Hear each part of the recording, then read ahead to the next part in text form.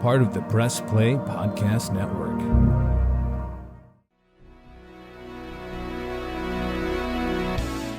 Iguodala to Curry, back to Iguodala, up for the layup. Oh, blocked by James. It's over. It's over.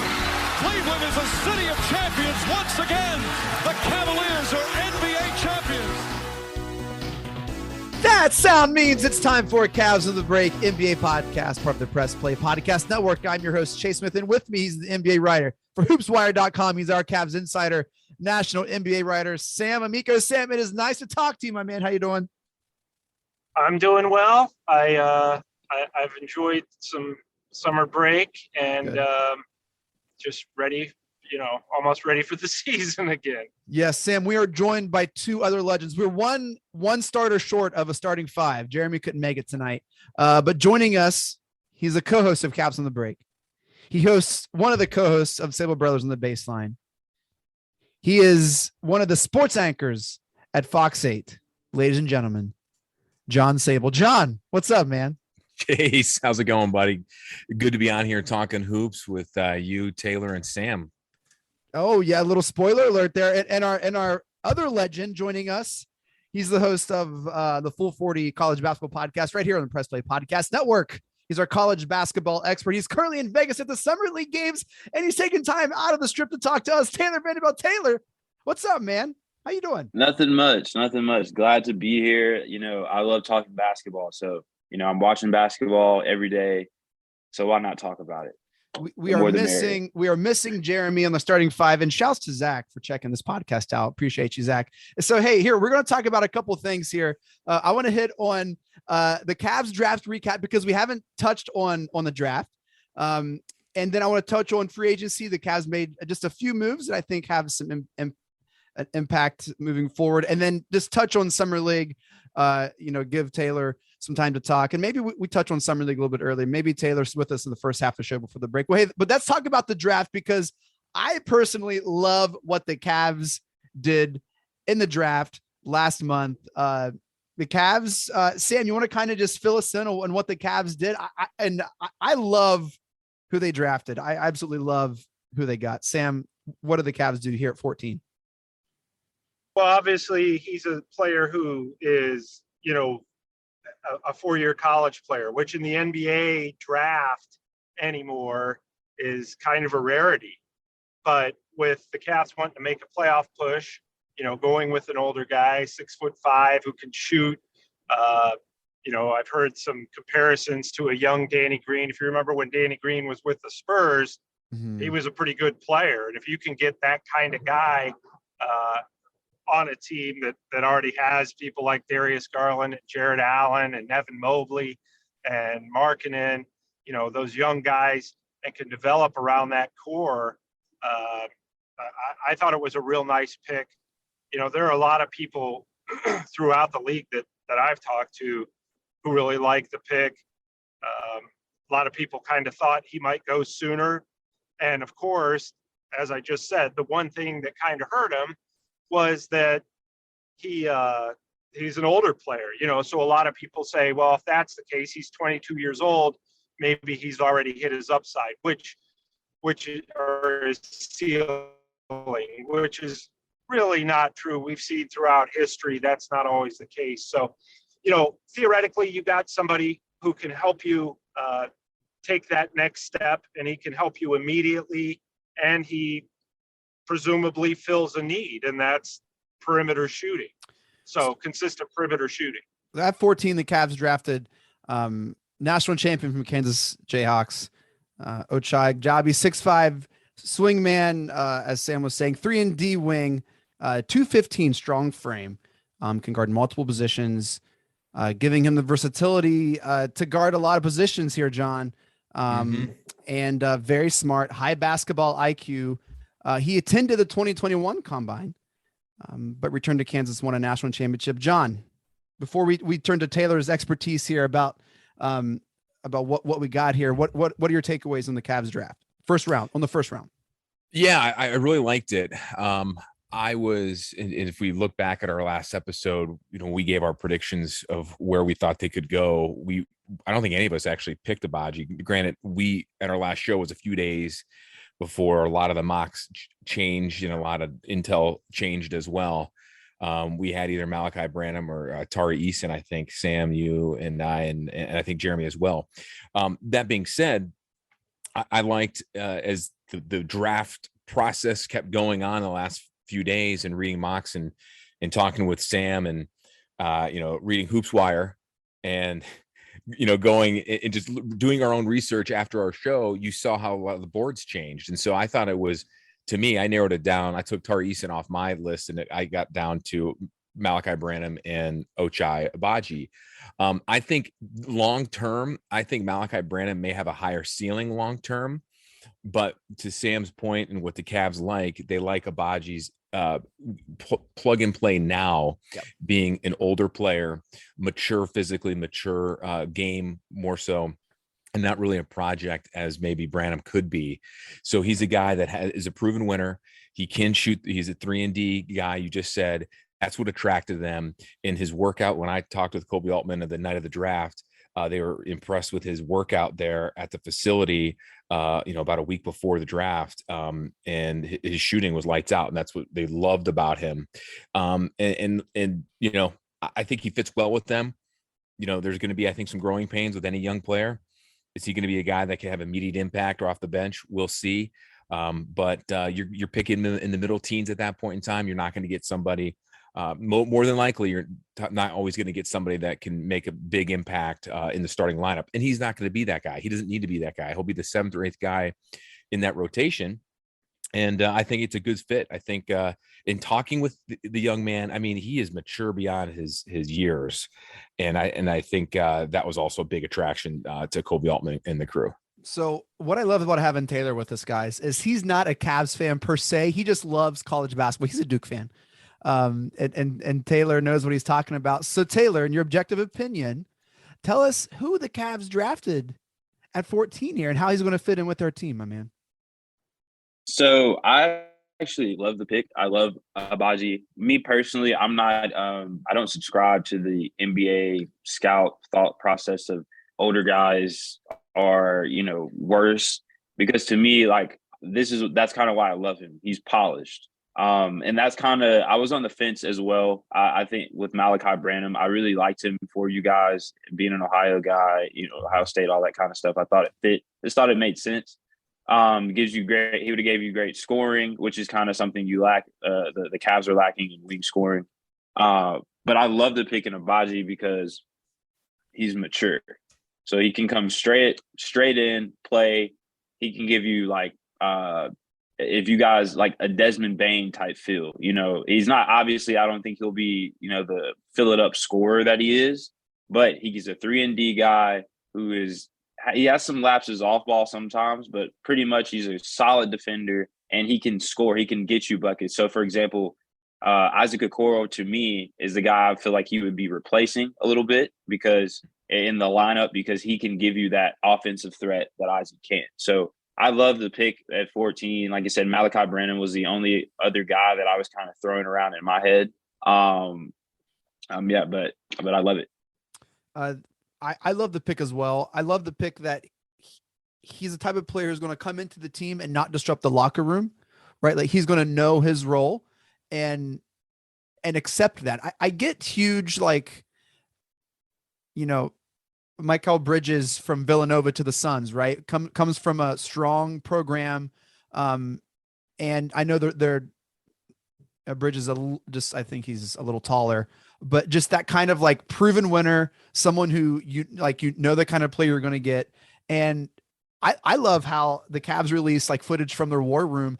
Everyone was pumped that they got, it seemed like their guy, there was almost there was no one else that they were trying to get. Sam, is that kind of ring true to what you were hearing, that this is the person that they targeted at 14? He was the guy at the top of their board. Remarkable. When you're a GM and you're going into the draft and you have a board of 1 through 100, and whoever is at the top of your board is who you're taking. And he was there. So at that point on draft night, there's no ladies and gentlemen, Sam is in the middle of driving through the middle of nowhere in West Virginia. And so he is in and out of service, which is unfortunate because that was life-changing. It really was the key to the whole Cavs offseason, and you guys I think just missed it. I passed a policeman and he had me on radar. So that really messed me up. But what I'm saying is he was the guy at the top of their draft board. They may have had him higher than 14. So that's probably why they were so fired up. They may have had him at 9 or 10 on their board, and they got. So, yeah, there's plenty of reason for them to be excited. Obviously, that's the guy that they wanted at that spot, and they thought they got him in a great spot. Now, that said, if he's any good, we all know there's going to have to be some changes because you can't have if Colin Sexton comes back, you can't have Sexton, Abaji, Okoro, and Karis LeVert. Somebody's going to be either traded or benched. You can't play all those guys. Plus, you got Chetty as well. Listen, I feel like Sexton and LeVert's going to get their own special Cavs on the Break episode here. I don't know when, but I don't know when either. And it's funny because you mentioned the whole Isaac Okoro and Colin Sexton dilemma here. Who knows where that's going to go? I think we all kind of a consensus here may think that he's going to come back at some point, but if he does, we still have an issue with Okoro in that rotation. And Sam, Chase is the president and CEO of the Isaac Okoro fan club. I am, yeah, I'm there. So we're taking new people, we're taking new members. I'm passing around a clipboard. I would hate to see what happens to club Chase. is diminishing. Yes. Right. I'm now the president, vice president, and treasurer, actually. Yeah. So. And janitor. Yeah. Oh man. Yes. So Taylor, why did Baji, why did he drop to 14? I really just think it was just a very simple. He was older. If you look at the guys who were kind of picked ahead of him, and let me get the draft board here, but the guys that are picked ahead of him, you really were pretty much like the Paulo Bancheros of the world, Chets. So all that potential. Obviously, we know that those guys are really, really talented, but pretty much those potential guys. So that's why I think he dropped. But I think since he had such a good year, he was basically a standout at Kansas the past 2 years. But this year, he really, asserted his dominance and made sure the best player on the best team in college basketball, if you will. So I think that those accolades, having a solid tournament like he did, all kind of added up to him dropping, but not necessarily dropping the late first round or anything like that. So, but that's why I think he dropped, just the NBA bias against older guys. Like I said, if you look at everyone who was taken before him, I think the oldest guy in that group was Keegan Murray, and he was a 3-year guy at Iowa. Yeah. Yeah. So, and he was a real national player of the year, standout. I mean, you couldn't, anytime you watch him, obviously you see what he's doing now with the Kings. So I think that's just why. So, all right. So Taylor's room is like flashing all these awesome multicolored lights. And so we're going to keep Taylor for about 5 or 10 more minutes. Taylor, the rest of our draft, the Cavs drafted a couple draft and stash players. We had a center from on the Spanish League, Senegal, Khalifi Diop, and then in the second round and then third round, we got Luke Travers, an Australian wing player, another draft and stash people. But the other player that we probably will see at least in training camp, I don't know if he'll make the team, but the Cavs did draft Evan Mobley's brother, Isaiah Mobley, forward center from USC. Taylor, what can we expect with that 49th pick and Isaiah Mobley there? I think he's a great player, and that's relative. I obviously NBA standards, I don't necessarily see him on this team. I just don't see it. When you have marketing, Jared Allen, and his brother, yeah. When you have all those guys, it's like where would he fit in?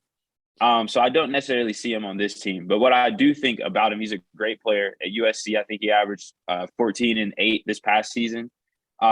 He's sort of like his brother in that he can handle the ball a little bit. He can shoot it a little bit. So to me, he's like they're the same player. Evan's just way better, if that makes sense. Same kind of player to me, same kind of build, if you will. Evan's just way better. And that's kind of what I've always kind of thought since I saw them when they were in high school.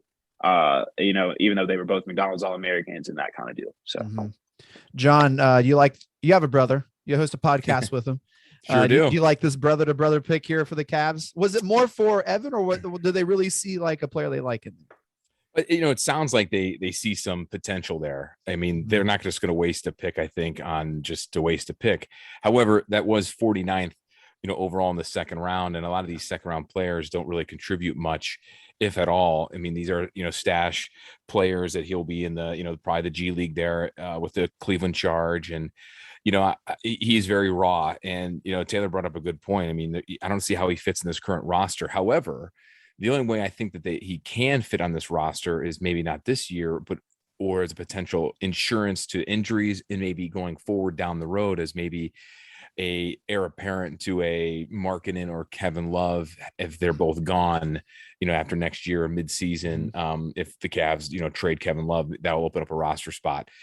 So it's a good risk at that point, at that particular number, and having a brother on that team there, it's a kind of a cool storyline. They did scout Mobley. They obviously scouted Evan before last year's draft, so they knew a lot about Isaiah. I think the issues, and I know we'll get into it, are with the other two second round picks. And personally, and I said this the night of the draft on Fox 8, and Sam, we were talking about this too. I am shocked that they ended up using all four of those draft picks and not trading them for other future selections or whatever. They tried to get back in the first round, but that didn't happen. You rarely see a team use all those draft picks. But all those guys aren't really going to, contribute all anyways.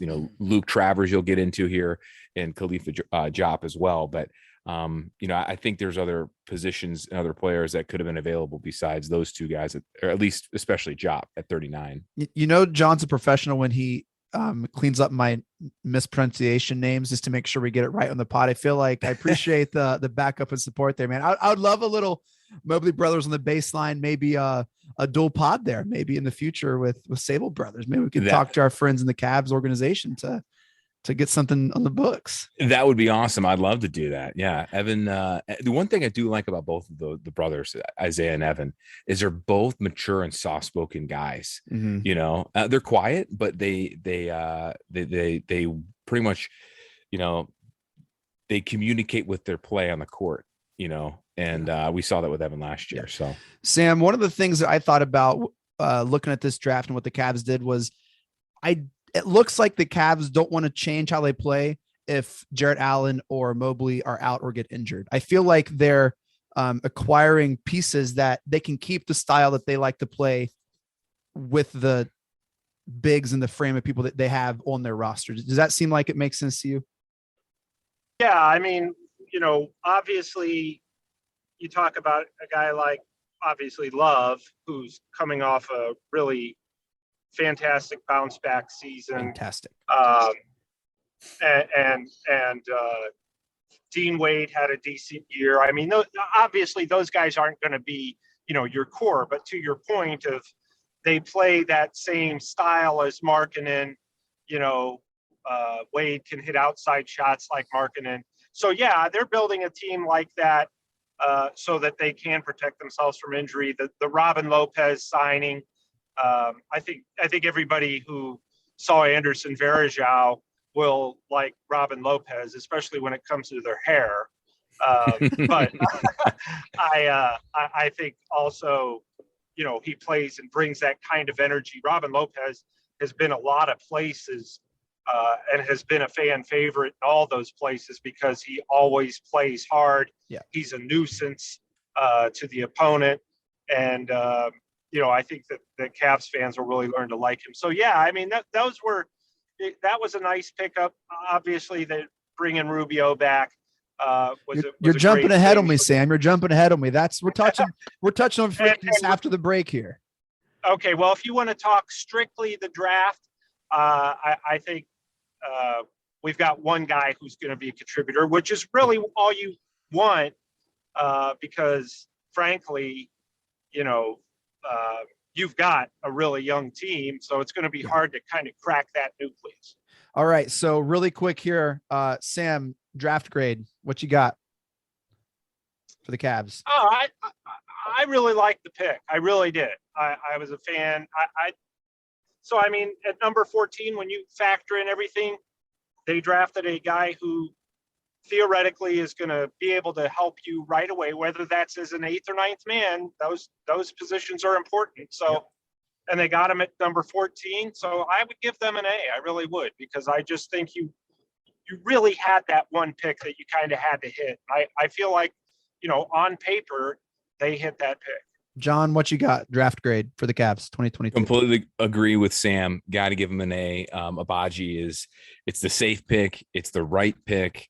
Taylor and I were going back and forth there about Branham, but now that we understand their thought process and what they wanted, it's exactly the guy that fits what they need. Yeah. And, second round selections, I don't know how you can really grade second round selections when they don't contribute consistently like that. But I mean, overall, I think it was a really solid draft, but that first pick there in the only first round pick they had there at 14, definitely an A for me. Taylor, what you got, man, for the Cavs? So I'm just gonna overall draft grade. I would give them probably a B. I like the first round pick for sure, but I do think they could have, since they kept those picks into the second round, I do think that they could have used them a little bit better. But second round picks, as we've said, are second round picks. You don't necessarily look for them to be, Draymond contributors. That's 1 in a million, if you will. So with that being said, I'd say a B, but I would have liked to see them use those picks on some other guys. Draymond just loved that you said that. He just he loves that you just said that. The two best second round picks that I can think of off the top of my head in last 20 years, Draymond and Carlos Boozer, those are the two. And you're not going to get those guys every year. The one thing I will say, if I had to criticize one thing on the draft, the Jop selection scratched my head when you had EJ Liddell there. And I know, unfortunately, he just tore his ACL in Summer League, which unbelievable, terrible news for him. Granted, he was drafted 2 positions after Jop at 41, and Jop was 39. I would have thought that would have been a great selection there for him to fit in there. But, we'll see what they do. I was really disappointed that they didn't take Liddell. I was at 39 because I just thought Ohio State got. I just don't like the idea. That police scanner got him again, man. Well, hey, here's my grade, and I know it's going to shock everyone. I'm going to give the Cavs an A+. I love what they did. I'm all on board the hype train, and if this signals the end for a number of players that I've grown to love, whether it's Cedi Osman or my dude Okoro, or if this gives the Cavs more flexibility with Sexton and LeVert, then I'm okay with that. So I give them an A+. And that's that. Taylor, really quick before you head out, we're going to hit you one more thing before we take a break and let you off here. Taylor, like we said, is in Vegas at the Summer League games. Taylor, if you can here in like 2 minutes, tell us about your experience, what you're seeing, and what the buzz is in Vegas now. Honestly, we were talking about before, this is to me the best sporting event, bang for your buck wise. It's true what they say in the arena. It is literally 1 minute from the Thomas and Mack Center to Cox Pavilion, which are the 2 gyms that kind of do everything. And the cool part about it is it's like a really open concourse, like hallway. So you can walk past and by your favorite influencer, NBA player. You really don't know who's going to show up. Like I was at the Heat Celtics game the other day and I see a guy walk in, looks kind of like Jason Tatum. Turns out it was Jason Tatum. Ben Simmons was actually there. Yeah, he was at a basketball court. That actually did happen. Saw it with my own 2 eyes. So, just being able to be around being that kind of atmosphere, seeing guys like legends like Isaiah Thomas. I talked to Gary Payton, like stuff like that is just, next level, especially for a basketball junkie like myself. But in terms of the games and just the buzz, it's been pretty hype. I went the first night to see Paulo and Jabari play against one another, and Paulo was and I'm not just saying this because I'm a Duke guy, but Paolo looked the part. He looked the part. And then the second game actually really surprised me in the Pistons. And I know he rolled his ankle and they're sitting him down, but Jaden Ivey to me was the most electric player in Summer League. Paolo was, I say, the best overall, but in terms of just who you wanted to go see on a nightly basis, it would have probably been Jaden Ivey if he would have continued to play. But yeah, no, great game, some standouts. I know we talked about Tari Eason earlier. He's looked really good for the Rockets. Chet's looked great. So, just a fun time being able to see these young guys come into the league from college and kind of, start their career, start to blossom. So yeah, really good show. The Cavs. Taylor, I got a quick question for you while we're on that summer league topic, real quick before we let you go. Has there been, and have you seen the Cavs play at all? Have you seen Abaji, and have you talked to people about him? I know he's only played 2 games.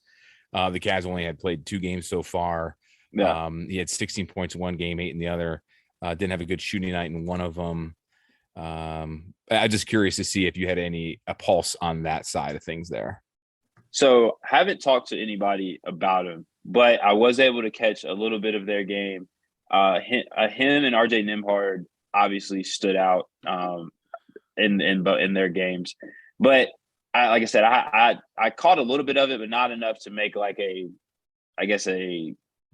consensus of what it would be or what he looked like. But I did see him play. He looked nice. He looked solid. And like I said, RJ Nembhard was to me the guy that like I really noticed, and maybe because he had been there before, he's kind of he's comfortable. So a lot of the other guys I could tell were kind of not shook, but a little tight. It's a job interview. It's the biggest job interview in the world. So it's one of those things. But no, haven't been able to see him play as much, but from what I've seen, they look pretty good.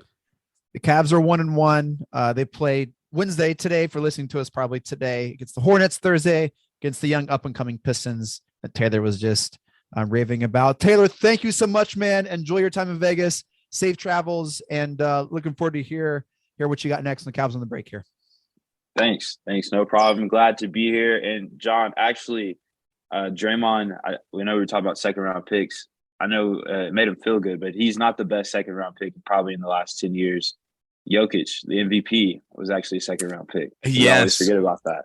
You're right. I completely forgot the most obvious one. You're right. Good call. And also the Knicks' new point guard, Mr. Jalen Brunson, also a second-round pick. Oh, wow. Are we putting him on that pedestal yet right now? Are we doing it just because he got the bag? We giving him that? Well, now Draymond's pissed, and we just lost another subscriber, so I don't know. Well, Jalen Brunson, he's a 4-year guy. So like I said, I always am behind 4-year guys. Yeah. And I mean, I love him as a player. I think he'll blossom in New York. I hope he does. I like his game. I do. Yeah, I need something to watch up in my neck of the woods because I don't know what's going on in Brooklyn now. So, but yeah, glad to join you guys. Glad to talk basketball with you. All right, Taylor. Hey, thanks, man. Hey, we're going to take a quick break. When we come back, John and Sam are going to help me talk about the free agency acquisitions and signings the Cavs made. And then we're going to talk about, I'm kind of throwing this on Sam here. I don't know if Sam knows, but then we're going to talk about the trade value column or podcast that Bill Simmons and the Ringer just dropped and some really cool surprises with the Cavs. Stick around and we'll be right back. Looking for new insights on the Cleveland sports scene with a unique side of Cleveland sports history? Then you found the perfect podcast. I'm John Sable. And I'm Scott Sable, and we're hosts of the Sable Brothers on the Baseline podcast, a podcast about Cleveland sports, but not your typical podcast about the land's sports teams. Join us as we embark on a journey of sharing a unique and historical side of Cleveland sports history with the help of some former Cleveland sports stars and other historical figures. All right here on the Sable Brothers on the Baseline podcast, part of the Press Play Podcast Network. Hey everyone, this is Mike Voorhees. And I'm Brian Shaw. No, not the pitcher. We're the Guardians of the Land MLB podcast. Formerly known as the Swing in a Tribe. Don't have time to watch 162 games of baseball?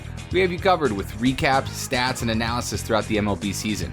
Subscribe now to Guardians of the Land MLB podcast and Press Play Podcast Network for all your Cleveland sports analysis. What's good, everybody? My name is Taylor Vanderbilt, and I'm the host of the 440 College Basketball Podcast here on the Press Play Podcast Network.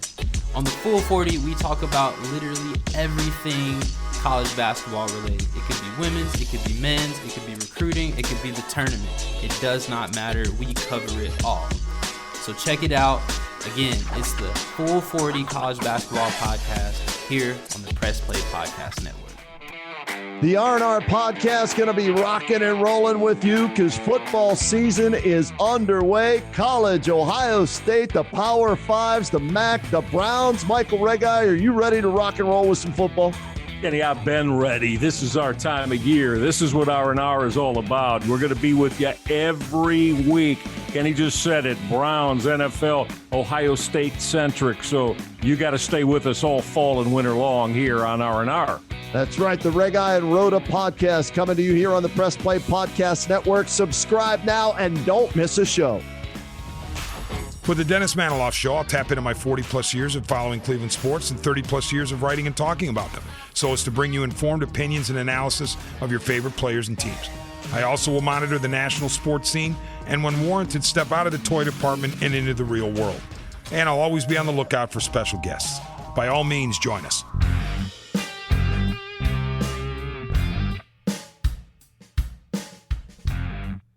Hey everybody, I'm Gary. And I'm Jason. Opening cards as a kid, no matter what was in the pack, you always had that stick of chewing gum. Well, it turns out Gary and I opened up a box of 86 Tops last year, and let me tell you, the chewing gum does not age well. Join us on the Ball Card Show, the sports podcast for the sports collector. All right, we are back. I'm back here with John Sable, Sam Amico. Man, Taylor was just dropping all types of nuggets of knowledge. He's incredible. And we're lucky to have him here on Cavs on the Break and on the network. Shouts to Taylor Vanderbilt there, doing great. Hey, I also want to give shouts to the Cavs because they're doing work here this offseason. It's so encouraging to watch a team with a plan and to watch them execute that plan.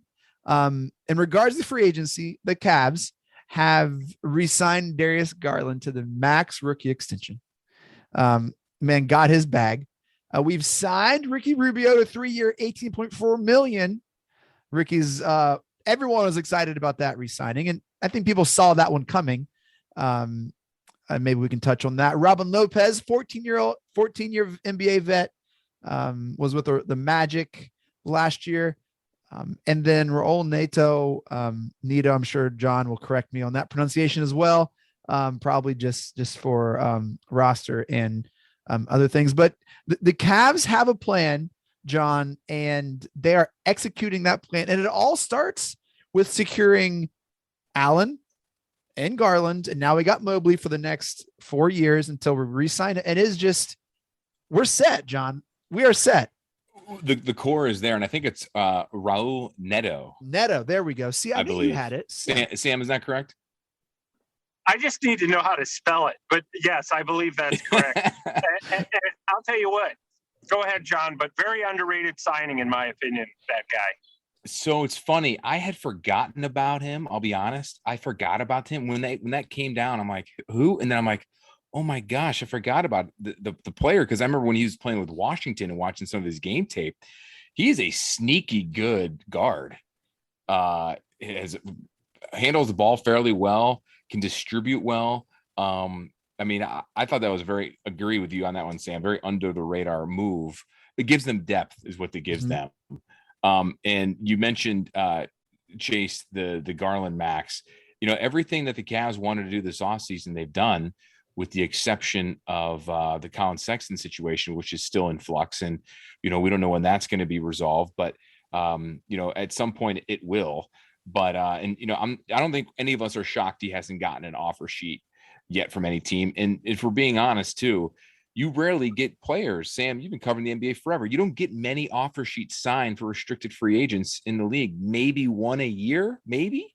So, or one a summer, I guess. But you know, they're adding small pieces, Neto, Lopez, giving them some depth in the bigs. And then, of course, Rubio. Now, Rubio probably won't be ready till about January, and no one knows exactly how his ACL will be. But it's a great signing for them if he can even come back at the same level, if not maybe a little below. I think our expectations maybe are too high on him, thinking he's going to be able to bounce back quickly, as he's now on the wrong side of 30. But money-wise, it's a decent deal for them, considering he was asking and looking for way more than that this time last year. Isn't that correct, Sam? Yeah, I mean, it is good in the sense that, look, we saw Jamal Murray from the Nuggets is the guy I can think of that had the torn ACL, and he missed all of this season, and he tore it at the end of last season. So, yeah, with Rubio, he suffered his injury in late December. He may not be back till early February. But, the big reason that you sign that guy to that kind of deal isn't just because of what he offered on the court, but obviously what he offered in terms of leadership and just really, I mean, Garland and let's just say Sexton is back. Those guys loved having him around. They listened to him. He sort of acted as a coach almost for those young guys. So it was just a great signing in that sense. And like you said, John, he did come back. Last summer he was looking at a much larger deal. The Cavs were going to sign him to an extension in December, so that he didn't hit free agency, and then he suffered the injury, and obviously that changed everything. But if he could come back a quarter of the guy he was at the start, and then the following season come back stronger and offer them more on the court, it was a great signing. I mean, he quickly became not just a fan favorite, but a favorite of his teammates and the coaches and the front office as well. And he bought into that veteran role along with Kevin Love. The two people in that Cavaliers organization that really helped him fit in and convinced to first off come to Cleveland after being traded here during the Olympics, which we've documented multiple times here on Cavs the Break podcast from Sam, that he didn't want to be here. He didn't want to come to Cleveland last summer 2021. But he had talked to Kevin Love about it. Love embraced his role of coming off the bench, as did Rubio. But Jose Calderon, who is a special advisor to the Cavs, is really good friends and close with Ricky Rubio as well. And that played a major role in him staying, convincing to stay, and then eventually re-signing this summer. You know what I love about this is it creates a positive culture, and it all of a sudden changes the tune of players like, oh, hey, Cleveland's a great place to play because of these things that they do. And there, I'm sure, are other basketball reasons, but you see how they brought on Ricky and Jose Calderon, even drafting Evan Mobley's brother. I feel like it's a lot of goodwill with the players that I think will in turn, players talk. And I don't think that can be understated. I want to read a list here, and because Darius Garland joins a very unique list of the Cavs, and I tweeted this out in our group thread, and it didn't get as much traction as I thought, but it's okay. I only cried myself to sleep a couple nights, but it's all right. Darius Garland joins lists of players that the Cavs have drafted and then in turn gave a max extension. We got Hot Rod Williams, Brad Daugherty, the Jonas Oglaskas, Tristan Thomas, Kyrie Irving, LeBron James, and now Darius Garland. I remember that text. Yeah, you're right. I completely ignored that. But yeah, everyone did except for Jeremy, because he corrected me because I left out Hot Rod Williams. That's quite a list. Yeah. It's an impressive list. It really is. And I'm sure Evan Mobley here in a couple years, Sam, he's the real deal. Like this is a cornerstone player that the Cavs have drafted, and they drafted two in back-to-back years. Yeah, well, it's funny. Obviously, Darius Garland represented by Rich Paul, and Rich told me this was in year 2 with Darius Garland. Eventually, putting the ball in his hands is going to change the course of the franchise.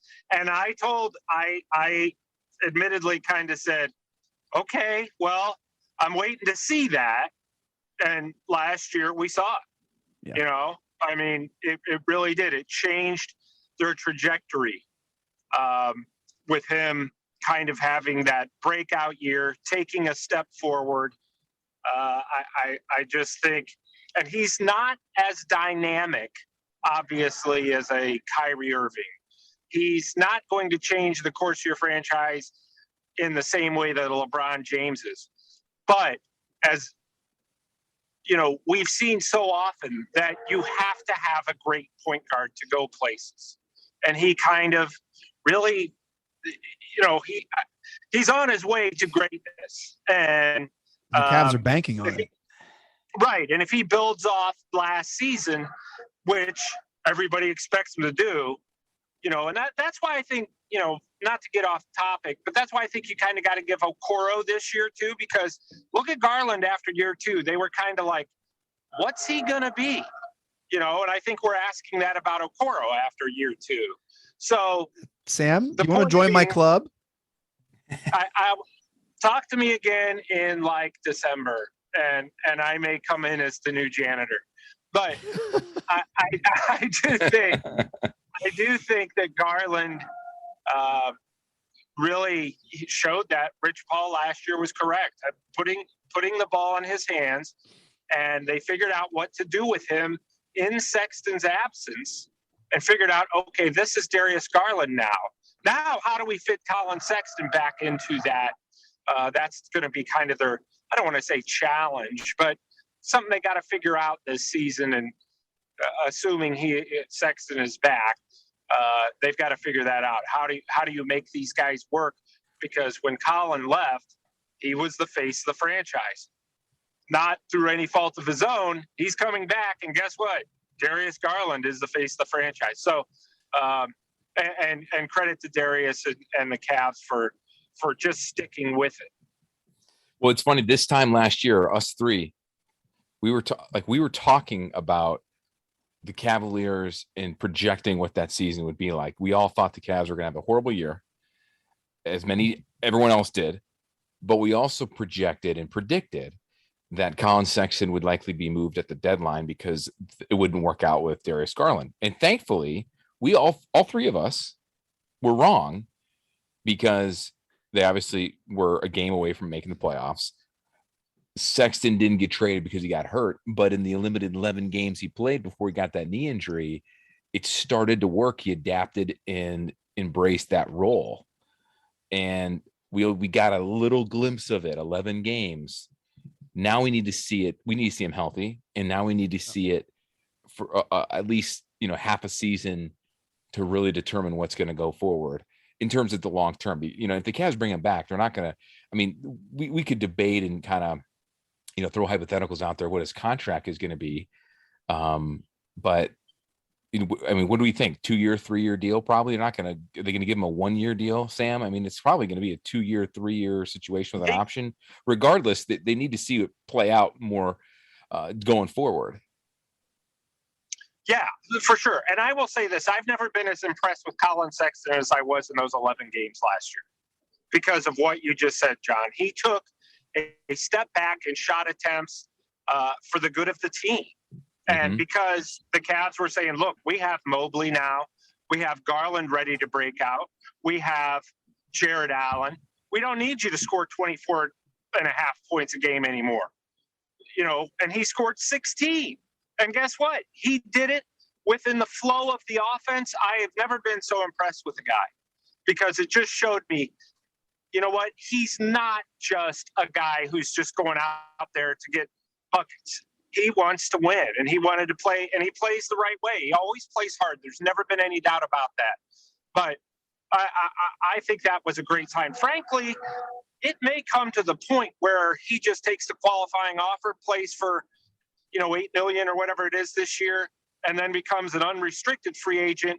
But he'll be playing for a contract this year, and you can always work out a contract during the season. So I wouldn't be surprised if that's the case, because frankly, until the Nets figure out what to do with Durant, the entire league's kind of on hold, which is why DeAndre Ayton is not getting any offers as a restricted free agent, why Collins not getting any offers as a restricted free agent, because everybody's kind of waiting to see what's going to happen with Durant before they make their next move. It's funny you bring that up, Sam, because I just read that today on hoopswire.com. That your very column about the Kevin Durant situation. And also, he may stay in Brooklyn. Yeah, I think that's a possibility as well. I'm sure that you read that on HoopsWire. I did. And I think reading that as, I can always count on you. I can count on you more than my own mother, because I will quiz her about it. She won't know the answer. You, however, would know. But anyway. Absolutely. Always here for you. But you guys are so cute. Aren't we, though? I think Chase is waiting to talk. No, keep going.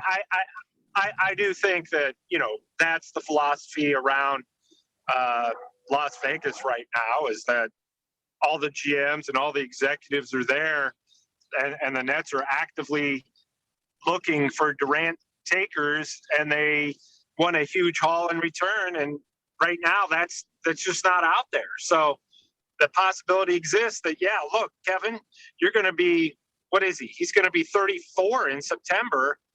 You've got 4 years left on your contract. Come back, and we're going to make this work. We got Kyrie back. I think that's a possibility that could happen. And then, but what happens with Sexton and Ayton and other guys who are potential,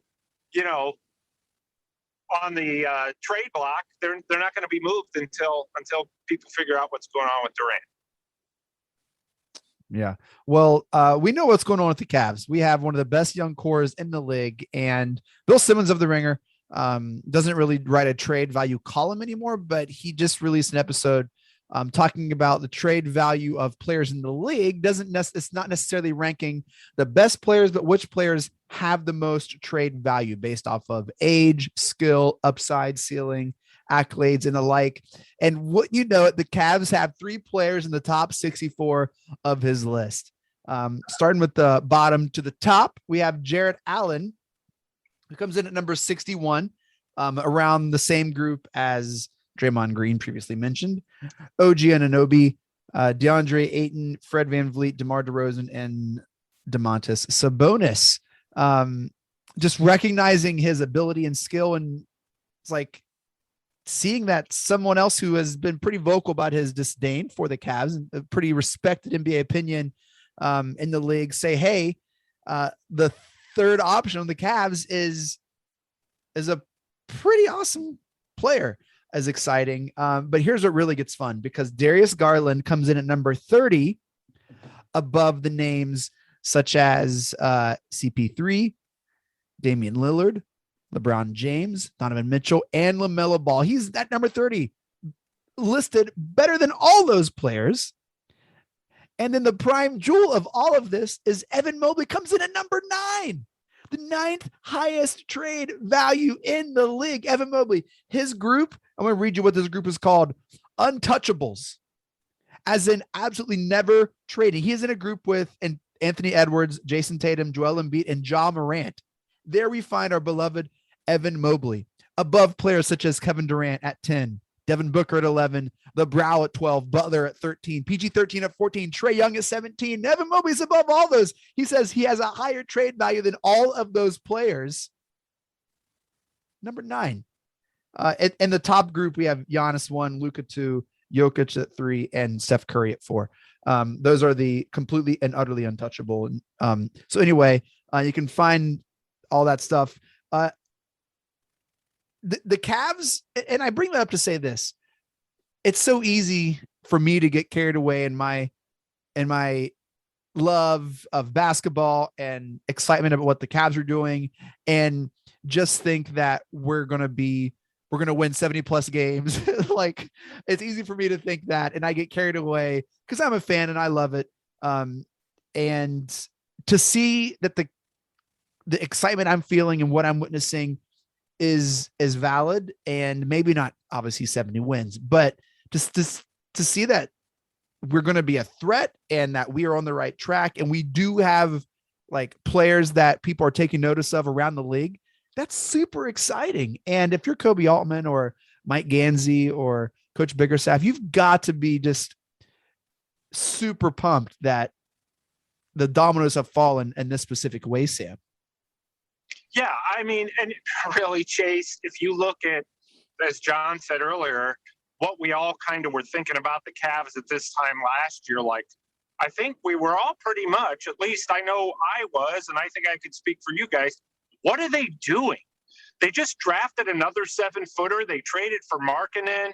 You know, and the culture going into last summer was not very good because you're coming off a year of Andre Drummond. Right. You know, you were coming off a year. Kevin Porter Jr. Kevin Porter Jr. We felt like Kobe Altman in the front office had lost touch with the team. And which really, not to pat myself on the back, but that's why I love the Jose Calderon, the Ricky Rubio, and the Mobley draft pick to kind of course like this opposite. Yeah. Rubio, Nato, Lopez, brilliant signings. Mm-hmm. Not because they're all-stars, but because they are veterans who've been there before. And the Cavs saw that if we're going to have a young core, these are the type of guys we need to have around them. So to me, it was just, those were all great signings for that reason. And just like you said, Chase, it really goes to show that the front office, to me, you know, they had to get through kind of that rocky patch of trades that, you know, Drummond and things like that flopped, and Kevin Porter Jr. that kind of that just didn't work out. They took some risks and they didn't work out, and now they're kind of going the safe, obvious route. And I think it's just been brilliant. And it helps that you got, as you said, a guy in Mobley who really, of all those people on those lists, in 7-8 years, there's probably only one guy on that list, one or two guys on that list that you'd rather have than Mobley. I mean, we're talking Steph Curry, who in 7 or 8 years you'd rather have? Evan Mobley. You know, so I just think that they really hit a home run with that number 3 pick last year in Mobley, and that's really benefited them. And then in, you know, just on the court, it's helped them in the front office make decisions, and it's just been, he's been a godsend for the franchise. You know, it's funny you bring up Andre Drummond. It's like, oh my gosh, that feels like that was like 5 years ago already. Yeah, and it was just a year and a half or something. I mean, it's crazy. And then you mentioned the you know, positions and things that they've done to take risks, the Drummond move and the contract, you know, Kevin Porter Jr. Guys, how soon we forget they hired John Beeline as the head coach a few years ago. And so this front office, this organization has gone through so much change since LeBron left after 2018, trying to find an identity. And it really started, I mean, you could argue that it really started with maybe not necessarily the Sexton draft pick, but the Garland draft pick. And his rookie year wasn't very good. Yeah. And then you add in Allen to the trade with Brooklyn, then you add in Evan Mobley. And I mean, the turnaround was years ahead of schedule, as we talked about throughout the whole season last year. And so the foundation is there. Now you got to build on it. Now you got to add more depth. You know, before we do our season preview show, which we're not doing tonight, but there's a lot of things that we evaluate in terms of this roster, what they're going to do maybe at the deadline. But they need to add more depth in some positions at some point. You know, maybe that happens this year. Maybe it happens next summer. Who knows? But the future is definitely bright. And, you know, there's positions on this team, Garland and especially Mobley, that a lot of teams in the NBA would love to have, and that they're going to be a force for the next decade. Do you feel like the ceiling, I'm trying to word this so it's not just absurd, because it could be an absurd question. Why do I feel like the team with this iteration is stronger than the team with LeBron? John? I think it's because I don't think you should say stronger. Okay. Help me out. Do you know what I'm trying to say, though? I know what you're trying to say. And I think what you're trying to say is you have more faith in the long-term sustainability with this team than LeBron's second time, because the Cavs were in win now mode with LeBron then, and they emptied their pockets for his buddies and veterans to win now, and it paid off, and not thinking of the future. Well, even in his first iteration, it was just him. Like he didn't even have Kyrie or Kevin Love. And the NBA was so long ago. That was 15 plus years ago that his first, go around really with the Cavs before 2010. So, but it wasn't like the Spurs who always had a stable of studs. But the NBA itself, and Sam, you'll say this too, the NBA itself, when LeBron's first year with the Cavs from 2003 to 2010, the 7 years there, is completely different than it is now. Yeah. But what you're trying to say is you feel more comfortable with the long-term sustainability with this organization now, as maybe you felt with LeBron during 14 and 18, because we were in the live in the moment now. We need to win now. We're throwing all of our chips at the table. We're now currently in 2022, we're looking, we don't have LeBron, obviously, but we have all these young pieces that this organization has never had. This many young pieces, this good pieces that play really well, all-star caliber or all-stars in general. Then you go back, and I hate to always bring this up, but you go back to those 80s Cavaliers teams with Price, Doherty, and Nance, where you had young pieces like that you could see long-term how they would develop.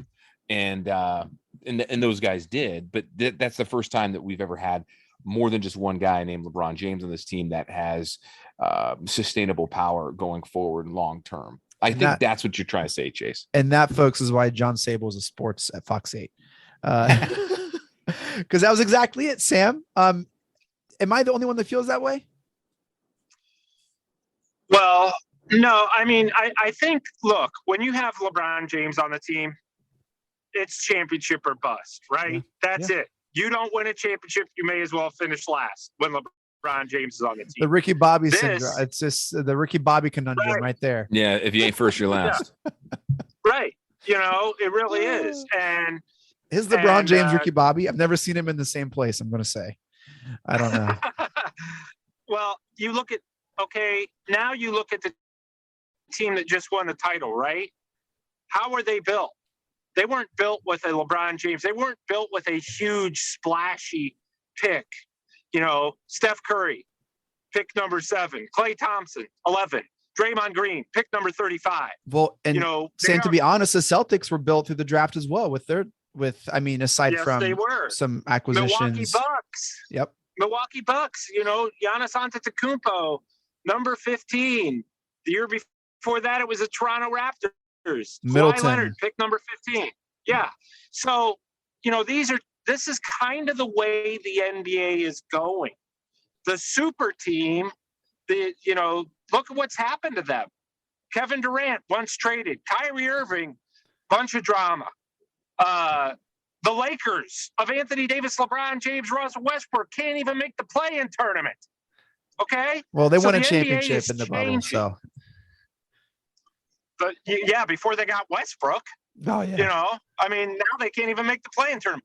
That's not to say that, that the super team is dead, but the NBA is going in a different direction. Teams are being built differently now because teams such as the Milwaukee Bucks who win a championship, or the Phoenix Suns who get to the finals, or the Toronto Raptors or the Golden State Warriors, they're all doing it without the super duper star in a very low drama, low key type of way of going about building your team. And guess what? That's how the Cavaliers are building their team. The only difference with them is right now they're super young and they're going to have to go through some playoff growing pains to get to where they want to go. Yeah. That's how we built this team here on Cavs on the Break. We just slowly built this thing up. Big three. Just slowly built this thing up until we got everyone on earth listening to this pod. Man, let me tell you. Of our group, Jeremy is definitely Draymond Green. Jeremy was texting me. He felt like he doesn't contribute to anything. I'm like, Jeremy, you always contribute, man. We could have a strong starting 5 tonight. But I guess it was a load management thing for Jeremy. Which I totally get. Load management meaning family and work, I'm sure. Yeah. No, which is totally understandable. Yeah, we love Jeremy. Jeremy's the man.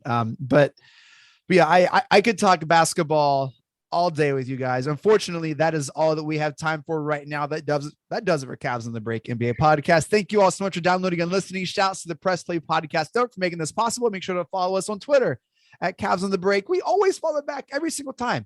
Give us a follow. We will follow back. Make sure to follow Sam on Twitter at Amico Hoops. Catch all of his work and writings at hoopswire.com. And you can catch John Sable on Twitter at Chase _ John Sable 8. Sam, Chase lost the cue card. Oh no. Oh man, that's I accidentally bad TV deleted right that there. in my notes, and I am so sorry. It's at John _ Sable. I knew it was something like that. I am so sorry. I just catch you on TV because it's just like that's Fox 8 right there. Taylor Vanderbilt, catch him on Twitter too at the Team Vandy. See, I have his here. John, I'm so sorry about that. Let's give out the Junkyard Dog Award. Who wins that for this episode? I vote you, Chase. Me? Yeah. No, I'm gonna vote Taylor, man. You hustled. Well, no, Taylor's the star. Remember, the Junkyard Dog goes to the guy who's, hustling. Hey, Taylor's out in Vegas, man, and he's giving us knowledge of Summer League as we speak. So yeah, he gets the Junkyard Dog Award for sure. He gets my vote. We'll give it to you. All right. I give Taylor MVP, but go ahead. You guys do what you got to do. My vote is Taylor, and then the cop scanner that kept taking your voice out. That's what I vote. I had some good zingers in there too. Yep. John, any final thoughts? And we'll throw to Sam, and then we'll throw to Mike Breen. Yeah, I think I think the draft went well with everything. I think the next episode we do, guys, we'll kind of reevaluate and talk about this. Whatever happens with Sexton, beyond him, I don't see this roster changing at all before training camp begins, heading into into September and into October, and then before you know it, guys, we'll be talking our season preview and see what we can do. I know they'll have media day at the end of September, which I know all three of you guys will probably, all three of us may try to be there. I know I'll be there. Sam, I hope you're there. Chase, I hope you're there. I'm gonna try to get there this year, man. I'm gonna try. Yeah, but I mean, listen, as we go into the summer and get into the season, I think we just got to get keep open-mindedness to this team. There's going to be some, I think, more overachievement, but also some growing pains at times. But I think definitely there's going to be some jumps that they are going to make this upcoming year. Yeah. Sam, final thoughts. Yeah, for the two final thoughts. Number one, the only thing I don't like about summer is I only get to do a pod with you like once or twice in a 3 or 4 month period. Number two, I feel within the next 4 weeks we will have a Colin Sexton emergency pod, whether he re-signs, which I predict he will be back with the Cavaliers next year. But eventually, shortly here, there will be a move made involving Sexton. So we have that to look forward to. And that will be one of the first puzzle pieces of LeBron returning, right? With whatever happens with Sexton. Is that too early? Let the record show. I talked about this at the All-Star show, and you guys thought I was crazy. Well, we always think you're crazy, but in a good way. But yeah, I just think that I think that that's another podcast altogether. Boy. All right. Well, you guys are the best. You guys are so kind. You're awesome. And it's a great show. So Mike Breen, take us out. Congratulations, Cleveland. Your decades-long wait is finally over. The Cavaliers are NBA champions.